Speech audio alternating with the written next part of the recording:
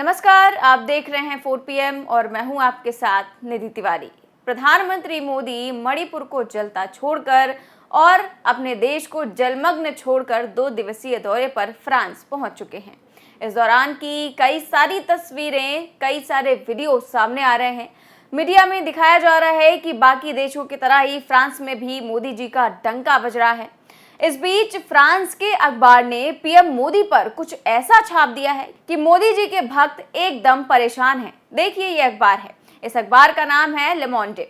ये फ्रांस के बड़े अखबारों में से एक है। ये फ्रेंच और इंग्लिश में छपता है और इसी अखबार ने पीएम मोदी से बहुत ही तीखे सवाल पूछे हैं, ठीक वैसे ही जैसे अमेरिका में सबरीना सिद्दीकी ने किए थे।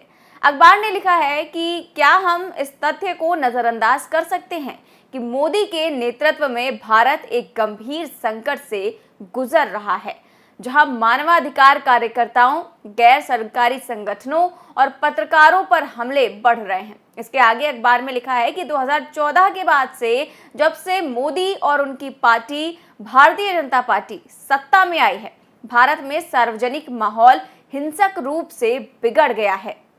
इसके अलावा ये भी लिखा है कि मानवाधिकारों के रक्षकों और पत्रकारों को देशद्रोह और आतंकवादी कानूनों द्वारा निशाना बनाया जा रहा है।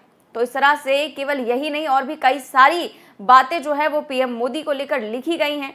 तो एक तरफ पीएम मोदी को फ्रांस का सर्वोच्च सम्मान दिया जा रहा है, तो वहीं दूसरी ओर एक फ्रेंच अखबार ने ऐसा छाप दिया, उनकी आलोचना कर दी। और अखबार का ये कहना है कि जो है यहाँ पर भारत में अल्पसंख्यकों पर जो है जुल्म होता है, पत्रकारों पर जो है हमले होते हैं और उनके अधिकारों का हनन हो रहा है, उन पर जो है देशद्रोह का वो कानून लगा दिया जाता है, कई सारी FIR दर्ज की जाती है। तो इस तरह की कई सारी तीखी तीखी बातें जो है वो अखबार ने लिखी हैं। इस पर कांग्रेस प्रवक्ता सुप्रिया श्रीनेत ने कहा कि फ्रांस के समाचार पत्र ले मोंडे ने प्रधानमंत्री मोदी पर छपे एक तीखे संपादकीय में कहा कि उनका मानवाधिकार रिकॉर्ड निराशाजनक है।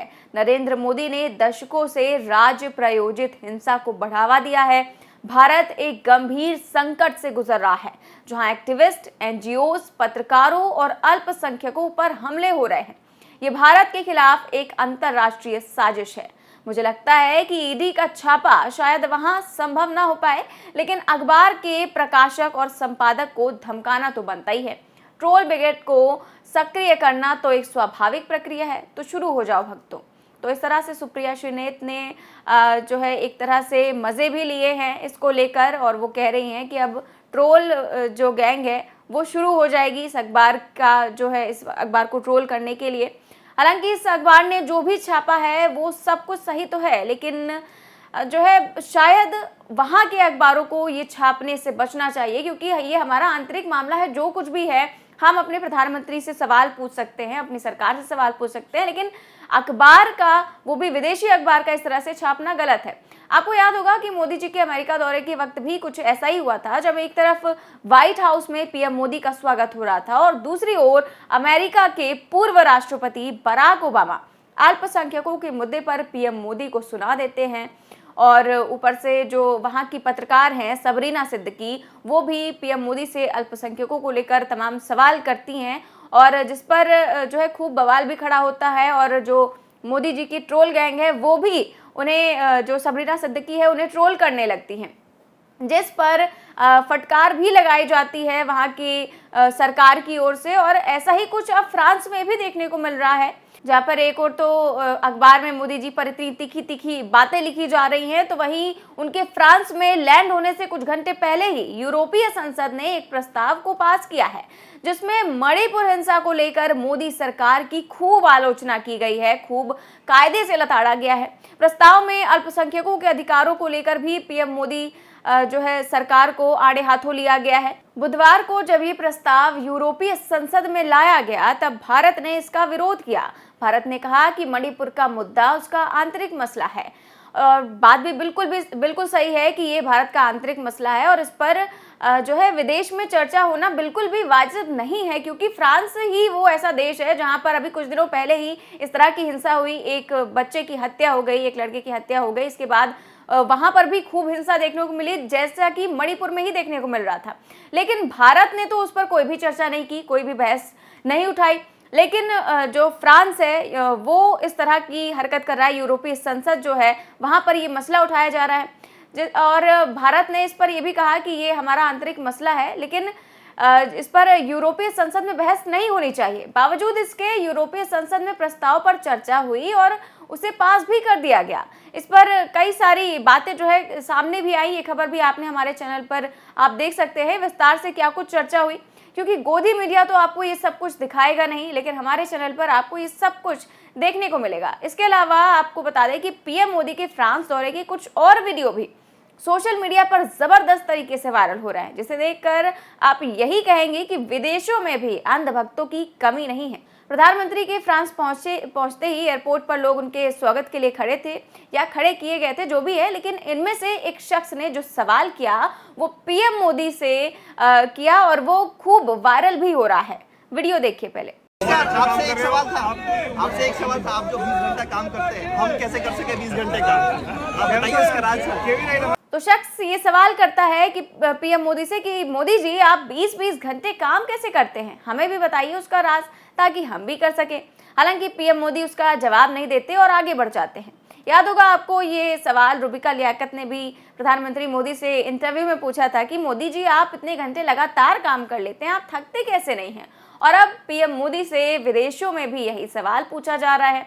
लगता है कि गोदी मीडिया का इम्पैक्ट है। हालांकि ये वीडियो वायरल हुआ तो लोगों ने खूब मजे भी ले लिए। एक यूजर ने लिखा कि आज देश में कई क्षेत्रों में बाढ़ आई है और कई लोगों की मौत हो गई है, अगर काम करते होते तो आज देश में होती। तो वहीं दूसरे यूजर ने लिखा ये 18-18 घंटे से 20-20 घंटे कब हो गए, और क्या रैलियां करना, भाषण देना, झूठे वादे करना, उद्घाटन करना, रेल को हरी झंडी दिखाना, दिन में 4 बार कपड़े बदलना, दूसरी पार्टियों को तोड़ना, उनके विधायक खरीदना, रेप के आरोपियों को बचाना, बिल्किस बानो केस में सजा माफ करना, राम रहीम को पैरोल देना और सबसे जरूरी मीडिया मैनेज करना। जब इतना काम करेंगे तो 20 क्या 24 घंटे भी कम पड़ जाएंगे। ये लोग भारत वापस क्यों नहीं आ जाते? तो इस तरह से लोग जो है वो इस शख्स को ट्रोल कर रहे हैं और इस सवाल जवाब को खूब लोग ट्वीट भी कर रहे हैं। इसी तरह एक और वीडियो भी सोशल मीडिया पर आज जबरदस्त वायरल है। जैसा कि पीएम मोदी आप जानते हैं कि कहीं पर भी जाते हैं तो एक इवेंट रखा जाता है, लोगों को बुलाया जाता है, मोदी मोदी के नारे लगते हैं और मोदी जी भाषण देते हैं। फ्रांस में भी कुछ ऐसा ही हुआ। पीएम मोदी फ्रांस के लोगों और प्रवासी भारतीयों को संबोधित कर रहे थे, लेकिन उन सब में से एक महिला का वीडियो सोशल मीडिया पर वायरल हो रहा है। दरअसल पीएम मोदी का भाषण सुनकर महिला काफी भावुक हो गई और कह रही थी कि मोदी जी की स्पीच बहुत अच्छी थी। इस पर उससे एक रिपोर्टर ने पूछा कि मोदी जी के स्पीच में कौन सी बात आपको सबसे ज्यादा टच कर गई, तो जवाब मिला मोदी जी का फेस बहुत ग्लो कर रहा था। वो इतने अच्छे लग रहे थे जैसे उन्होंने कोई पूजा पाठ की थी। ये वीडियो सुनिए। लवली स्पीच, बहुत अच्छा लगा। क्या सबसे ज्यादा अच्छा कौन सी बात टच कर गई आपको? आई थिंक हमें ये टच किया कि मोदी जी का फेस इतना ग्लो कर रहा था, वो इतने अच्छे, बिल्कुल जैसे उन्होंने बहुत पूजा पाठ की थी। तो महिला कह रही है कि जो है मोदी जी का फेस ग्लो कर रहा था। महिला ने बस बोला ही था कि मोदी जी का फेस ग्लो कर रहा था कि बस ये भारत में सोशल मीडिया पर खूब वायरल हो गया और कई लोग इस वीडियो को शेयर कर मजे लेने लग गए।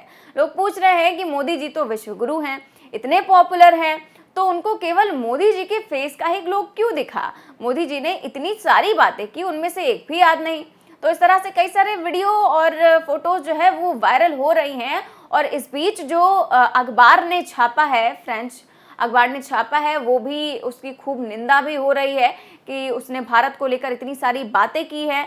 तो आपकी इस खबर पर क्या राय है, हमें कमेंट बॉक्स में ज़रूर बताएं। फिलहाल के लिए इस खबर पर बस इतना ही। देश और दुनिया की तमाम बड़ी खबरें जानने के लिए देखते रहिए 4 PM न्यूज़ नेटवर्क। नमस्कार।